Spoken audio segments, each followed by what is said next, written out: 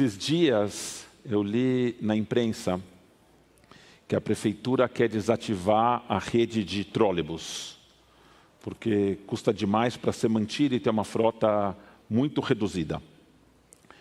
Eu ainda lembro que morando em Higienópolis, eu ia para a Hebraica de trólebus, que eu pegava na Rua Augusta, não muito longe daqui, e já naquele tempo, aqui estão os pais explicando para os seus filhos o que é trólebus, já vamos chegar nesse pedaço.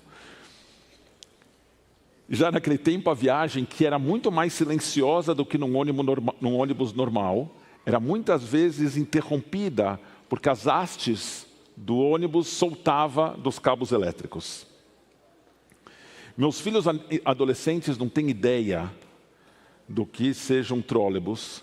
E a verdade é que mesmo ônibus e metrô, eles andaram muito menos do que eu tinha andado na idade deles. Mas essa é a dinâmica do progresso.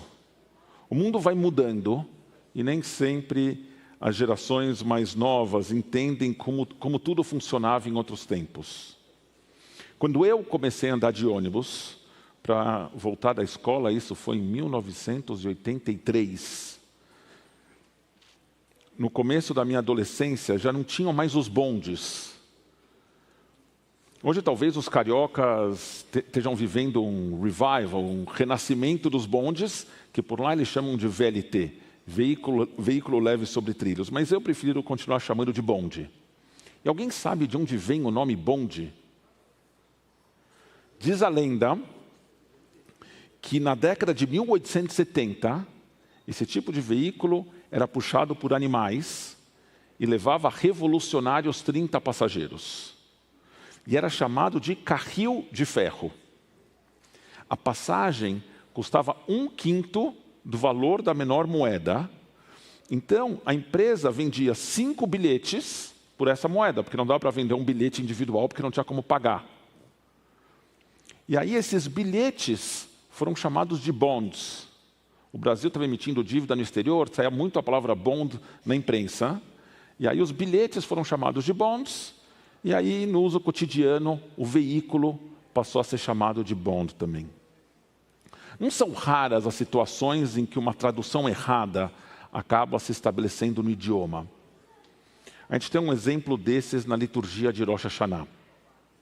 A Mishnah, o primeiro documento escrito pelo movimento rabínico ao redor do ano 220 da Era Comum, estabelece que tem 4 dias de julgamento. Além de falar que tem 4 anos novos, também fala que tem 4 dias de julgamento no calendário. Em 3 deles eram definidos a fartura dos grãos, das frutas e da água para o ano seguinte. Então eram 3 dias. Deus decidia quanta água ia chover no ano seguinte, ia decidir qual ia ser a produtividade dos grãos e quanto as árvores vão produzir de frutas.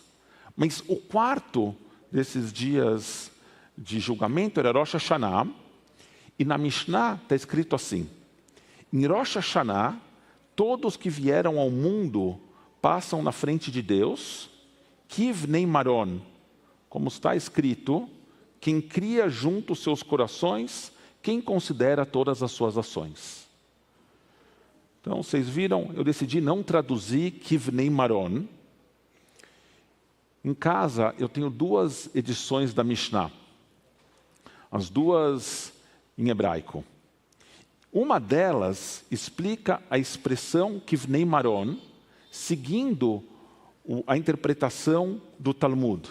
Então, o Talmud diz que a palavra maron, em aramaico, está associado à palavra para ovelhas, e que, portanto, vnei maron quer dizer o gado de ovelhas, e nós passamos na frente de Deus como ovelhas passam na frente do seu pastor. E assim que em vários dos textos está traduzido. A segunda edição da Mishnah que eu tenho, com um comentário diferente, propõe uma tradução radicalmente diferente. Ele diz que Kivnei Maron é, na verdade, um erro de transcrição. Não era Kivnei Maron, era Kenumeron. Como, em latim, do número, Kenumeron, que queria dizer as tropas do exército. Então, as pessoas se apresentam a Deus como uma legião de soldados na frente do seu comandante. A diferença, que pode parecer sutil, tem impacto na forma como a gente entende esse dia do julgamento. Eu percebo que tem pelo menos duas formas pelas quais as pessoas encaram o processo de teshuvá. E nem sempre, minha opinião, a forma como as pessoas encaram é a mais adequada para a situação de cada um. Tem um ditado racídico atribuído ao rabino Simcha Bonim de Pshischa, que diz que todo mundo devia andar com 2 bilhetinhos, um em cada bolso, dos 2 lados. Em um bilhete está escrito Bishvili Nivra Olam, o mundo foi criado por minha causa. E no outro bilhete está escrito Vanochi Afar Ve'efer, eu sou apenas pó e cinzas. E o rabino advertia, muitos se enganam e usam o bolso invertido daquele que precisam usar.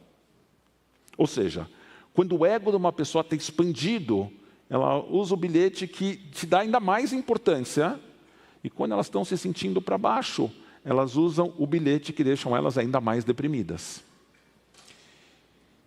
Eu tenho medo de que para muitos entre nós, a ideia do julgamento em Rosh Hashanah tem um efeito parecido ao bilhete do bolso errado.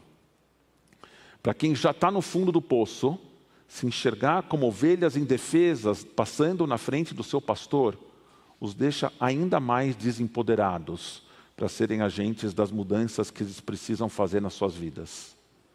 E por outro lado, tem pessoas que, se sentindo no topo do mundo, passam a se enxergar como poderosas tropas militares, e isso fortalece seu senso de arrogância e de que nada pode detê-los. O Netane Tokev, que a gente é a forma de dizer, né? Que o Alê vai cantar daqui a pouco, busca uma conciliação entre as duas versões. De um lado, o texto toma Bnei Maron, como querendo dizer um rebanho de ovelhas, seguindo a tradição do Talmud, e a frase no Netane Tokev diz assim, e todos os que peregrinam pelo mundo passam diante de ti como Bnei Maron, como o pastor o vistoria, o passa sob sua vara, assim você também fará passar, contará e enumerará e considerará a alma de todo ser vivo, determinando o destino de cada criatura e escrevendo o seu veredito. De outro lado, o poema também faz alusão à formação militar, quando diz, anjos se apressarão, temor e tremor os dominarão, e dirão, eis que chegou o dia do julgamento, quando até o exército celestial se apresenta em juízo. Falando de o Netane Tokev, para mim a parte mais sombria do poema, ainda mais difícil do que o seu final, que detalha os tipos de morte que as pessoas podem sofrer, é quando o texto diz que Deus vai ser juiz, procurador, perito e testemunha. É uma definição que me lembra profundamente o livro O Processo, de Franz Kafka. No livro, o personagem acorda um dia perseguido pela polícia e processado por um crime que ele não sabe qual é, e um sistema judiciário todo organizado contra ele. Ao ler essa passagem do Netane Tokev, eu sempre imagino Joseph K., o personagem central do livro, perguntando por qual crime ele está sendo processado, e o juiz, que também é procurador, perito e testemunha, respondendo, você sabe muito bem o que você fez. A verdade é que a gente sabe o que a gente fez nesse ano que terminou. A gente sabe bem até demais. Eu sei que eu falo em nome de muitos quando eu digo que não está fácil. As estatísticas dizem que mais de 1/4 da população brasileira sofre de ansiedade e que 1 em cada 8 já teve diagnóstico para a depressão. De forma crescente, especialmente a depressão pode levar a consequências trágicas. E dados do SUS mostram que o número de mortes por lesões autoprovocadas dobrou nos últimos 20 anos. A gente vive em ambientes super competitivos, tanto no âmbito pessoal quanto na esfera profissional. Nada menos do que excelência aceitável. Uma falha gera uma cobrança não uma reação empática. E assim, a gente aprende que não somos bons o suficientes, que o nosso trabalho e a nossa conduta não correspondem àquilo que é esperado de nós. Nos sentimos avaliados e julgados o tempo todo. Nessas situações, não é produtiva a figura de um juiz, procurador, perito, testemunha, que nos jogue ainda mais no corredor kafkiano de um processo que já está pré-definido contra nós. Aqui, nessa situação, a gente precisa de um pastor que nos pegue no colo, que reconheça que nós temos tentado, que nos ajude a encontrar o caminho novamente e a sair do buraco em que nós nos vimos. Na minha prédica favorita, a rabina Margaret Mowers Wenig apresenta Deus como uma mulher idosa esperando que seus filhos a venham visitar. A gente evita essa visita por medo da decepção. Da nossa decepção, entender que Deus não nos deu tudo aquilo que esperávamos e achávamos que merecíamos. E a decepção de Deus ao perceber que nós não nos tornamos tudo aquilo que poderíamos. E mesmo assim, ela espera a nossa visita. E nos acolheria, enxugaria nossas lágrimas. Não como juíza, procuradora, perito, testemunha, mas como mãe ou como pai que vê o seu filho ou a sua filha sofrendo. Se você se vê hoje um pouco nesse lugar, então adota como teu bilhetinho de Rosh Hashanah, Bishvili Nivra Olam, o mundo foi criado por minha causa. E quando todas as cartas parecerem pré-definidas contra você, deixe de lado as imagens da corte e do julgamento e foque no carinho do pastor ou da mãe idosa sentada na cadeira da cozinha, esperando por uma visita tua.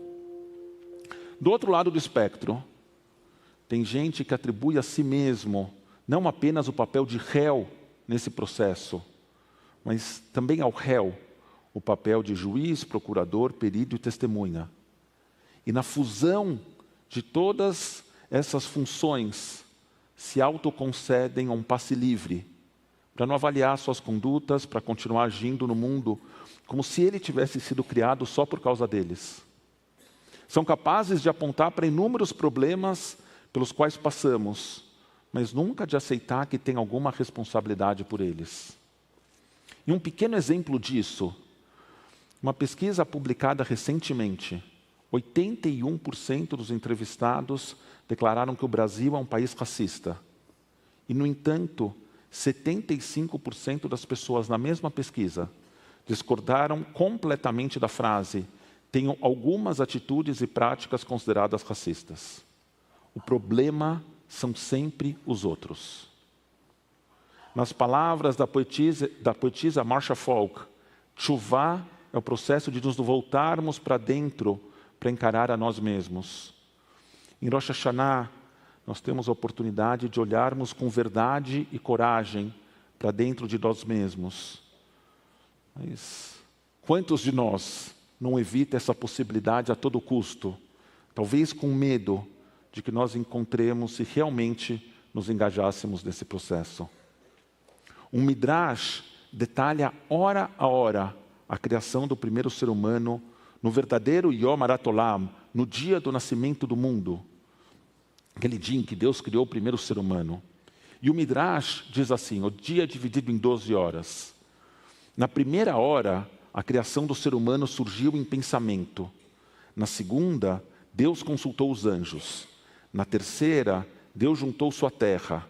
Na quarta, amassou. Na quinta, teceu. No sexto, Deus fez uma forma. Na sétima hora, Deus soprou a vida. Na oitava hora, Deus o colocou no jardim do Éden. Na nona, ele foi ordenado sobre o fruto proibido. Ele, aqui no caso, é Adão, né, o primeiro ser humano criado. Na décima, ele transgrediu. Na 11ª, ele foi julgado. Na 12ª, ele foi perdoado. Deus disse a Adão, esse é um sinal para os seus filhos. Da mesma forma que você esteve diante de mim no julgamento nesse dia e foi perdoado, também no futuro os teus filhos se apresentarão diante de mim em julgamento nesse dia e serão perdoados por mim. De acordo com esse Midrash, o julgamento perante o qual nos apresentamos em Rosh Hashanah é praticamente um jogo de cartas marcadas a nosso favor. Porque Deus já se comprometeu com Adão que nós seríamos perdoados no final. Apresentados com essa possibilidade, muita gente se declara inocente antes mesmo de avaliar as evidências. E assim perdem a possibilidade de um encontro verdadeiro consigo mesmo. Se esse é o teu caso, então adota como bilhetinho de Rosh Hashanah, Vanohi afar va'efer, eu sou apenas pó e cinzas. E leia quando você tiver a sensação de que o mundo inteiro está a teu dispor, que você não precisa lidar com as consequências das tuas decisões e dos teus atos. Um ditado atribuído ao mexicano César Cruz diz que a arte deve trazer conforto àqueles que estão perturbados e perturbar aqueles que estão confortáveis. E muitos líderes religiosos já disseram antes de mim que esse tem que ser também o papel da religião. Infelizmente, como os bilhetinhos trocados a que se referiu o Rabino Simcha Bonim de Pshischa, muitas vezes o nosso impacto é exatamente o contrário, fortalecendo os poderosos e afligindo os oprimidos. Que nesse ano o nosso processo de teshuvá seja verdadeiro para cada um de nós e que nos permita encontrar equilíbrio, acolhimento e verdade. Shana Tová.